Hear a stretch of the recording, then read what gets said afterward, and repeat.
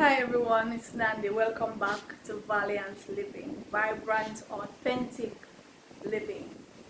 You know what? Today I want to talk about my brown thumb. My brown thumb. No, it's something I joke about, but it makes me sad that I don't have a green thumb. For someone who embraces nature so much and loves plants so much, I would think I would just naturally have a green thumb, but I don't. Well, at least not yet. And I would think I would have inherited it because so many members of my family have a green thumb or had a green thumb. So starting with my grandma, Miss Natty. So she was from St. Elizabeth, which in Jamaica we refer to that as the breadbasket parish. The breadbasket parish. So that means that's where much of our produce comes from.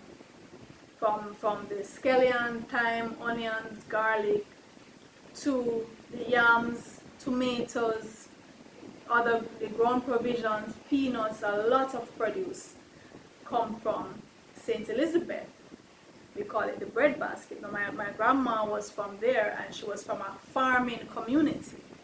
So she just grew up with that, right? So whenever we went to visit our relatives in St. Elizabeth, I remember going out into the fields to help picking tomatoes, these vast fields of tomatoes, or vast areas of scallion, thyme, onions, watermelon, peanuts, right? So where we live now in Red Hills in St. Andrew, my grandma, our yard, she just planted every possible flower, and they always thrived.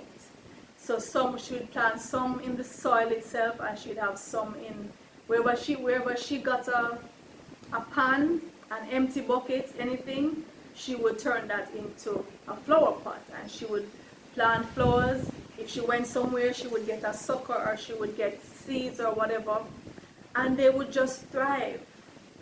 Also, she would go down into the bush from our house, unclaimed land, and she weeded out a section, and she made that her little grong, as she called it, her grong. And she would plant her yams or cassava, sweet potato, corn, always farming. And my mom inherited that. My mom is the very same way. Flowers, always planting flowers. When she goes back to St. Elizabeth, she does some farming. She grows her peanuts, she grows her watermelons, and so on. And I noticed my aunt Peggy, same thing. Loves to plant, and they thrive. Whatever she plants, they just thrive, they just blossom. And I noticed that at least two of my children are like that. Now, my eldest son Kuti, he is very interested in planting things, always planting and nurturing the thing, and to the point where anything that grew in the yard, he claimed it. He said he was the one who planted it, and it's a running joke in the household. You know, Kuti claims everything that grows, he said he planted it, right? Even when I'm trying to claim it to make it not look so bad that I actually can grow something, Kuti said he planted it. So, and when my second daughter, Renzori, I've noticed for the past couple months, she has had a keen interest in growing stuff. So she's been planting, I think she first started planting, what was it? Some plums. She loves the big red plums. And so she planted some of those. Those didn't catch, but she has grown watermelon. They haven't come to fullness yet, but she has watermelon. She has tomatoes and some other things, and she religiously waters them. You know, she's very, very interested in nurturing them. So I'm saying, why can't I have this Why can't my things thrive? When anything that I plant, they either don't bother to sprout, or they sprout and then after a while they just die. And it's too ironic. It's not fair. It's not fair because I love plants so much, and I'm always talking about nature and the beauty of plants, the flowers. So why is it that my stuff aren't growing? So I don't know if maybe I need to just do some research, go online, do some research and see. But these other people are not doing any research. They're just planting. And the things just bursting up and thriving. Now, at my school, a couple years back, we started a farming class, right? So we got all geared up, there was this little plot of land further down the way. Nobody was using it, and we said, well, we're going to use this plot of land. Small plot of land. And so I told the children, so we set aside a day, and they would bring their t-shirts to cover over their uniform and so on. They would bring their gloves, and we'd have buckets, and I bought some trowels, and we were ready for this, right?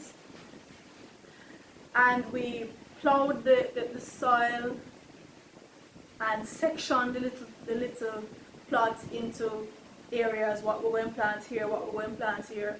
We planted beans, we planted corn, we planted tomato, pepper, pineapple, and some moringa, and a lot of other stuff. Some of them sprouted, and then we would water them. We'd bring buckets of water because there's no pipe down that side, so we'd go for buckets religiously and water them, and they just never thrived.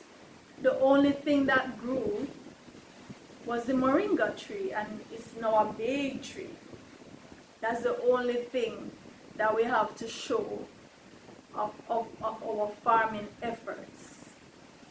And I feel like I was the one who kind of, I don't know, I was the one who caused the things not to thrive. I don't think it was the children. And I'm saying this because of my experience that I've had, because the things that I plant just don't grow. So what is it? You guys need to tell me what am I not doing, or what am I overdoing, or what, because I need my things to start growing. Because I'm a firm believer in nature and planting things and nurturing them and seeing them blossom and burst out. That's how I want to just see lush greenness around me, and the brilliant colors of the flowers and all. I want to see that, and I deserve that.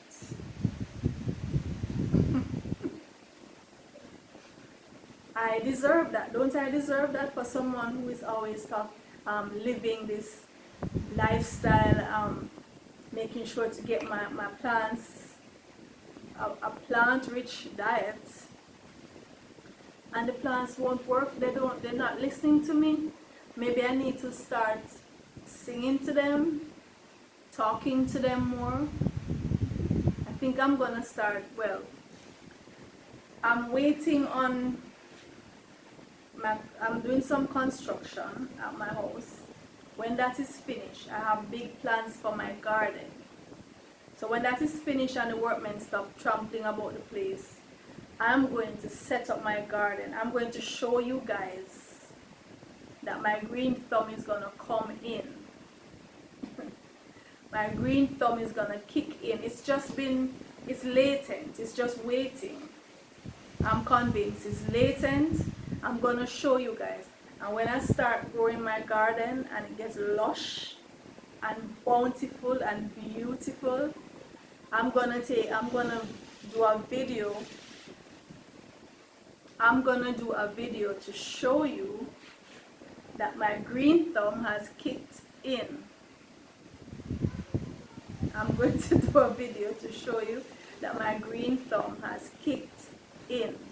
So, I'm not going to feel sorry for myself. I'm not going to wallow in self-pity anymore. I'm going to lay down my plan as soon as I'm able to work in my garden, because I can't do it now. The workmen are just going to throw pieces of board over there and walk on it, and we're going to get in arguments. So when they're finished doing what they're doing, I remember I took a picture and in the garden and posted it on social media, and somebody commented and said, "What garden are you talking about? I don't see any garden. I don't see any flowers." How rude. How rude. Just because you don't see any flowers, that don't mean it's not a garden. I'm going to show you guys. I'm going to show you guys that my garden is going to look like my mom's garden and my grandma and my auntie. It's in my blood, just wait.